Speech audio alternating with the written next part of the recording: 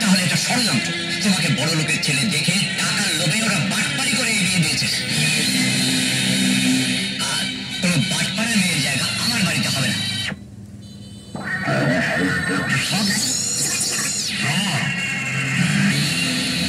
বাবা, তুমি যদি আমার স্ত্রীকে তোমার পুত্রবধূ বলে স্বীকার করতে না পারো,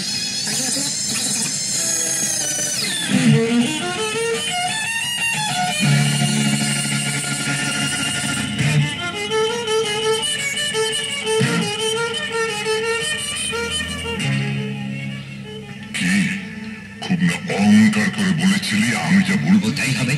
বলেছিলি আশরাফ চৌধুরী সমাজে এক কথার মানুষ, মুখ দিয়ে একবার যেটা উচ্চারণ করে তার কখনো নড়চড় হয় না। কিন্তু এখন কি না, আমার কথার কখনো নড়চড় হতে পারে না, কখনোই না।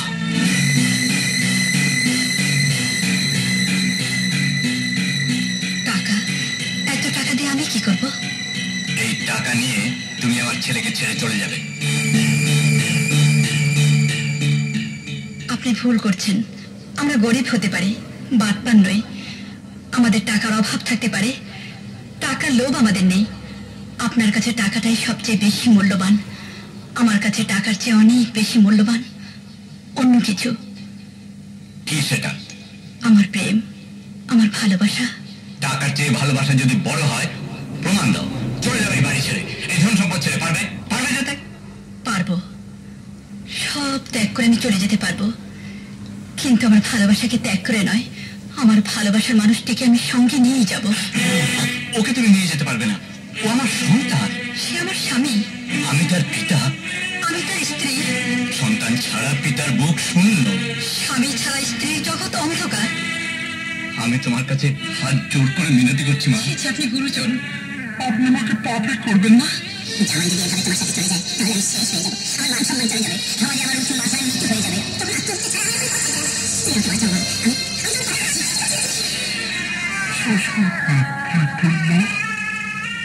তার কাছ থেকে যদি পিতার স্নেহই না পাই, তাহলে কিসের আশায় এই সংসারে আমি থাকবো?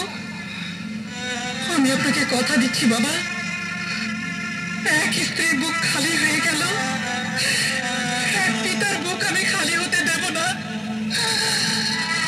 আমি চলে যাব, চলে যাব।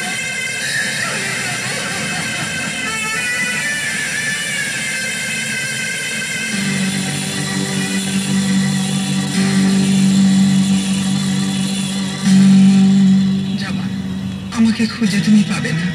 এ চলে যাওয়ার কারণ যদি জানতে চাও, তাহলে আমি বলবো আমি তোমার বিশ্বাসে আঘাত এনেছি। আমাকে তুমি বিশ্বাসঘাতিনী বলেই যেন। বিশ্বাসঘাতিনী? রাবেয়া, রাবেয়া, এ তুমি কি লিখলে?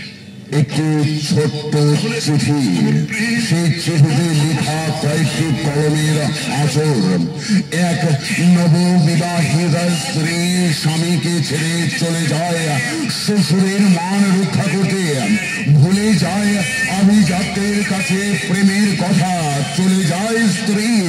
তার পরের ঘটনা আবার বিশাল ধনবান আশরাফ চৌধুরী বিয়ে দেন নাসিমা নামের আরেক কন্যার সাথে, তার ছেলে জামানের।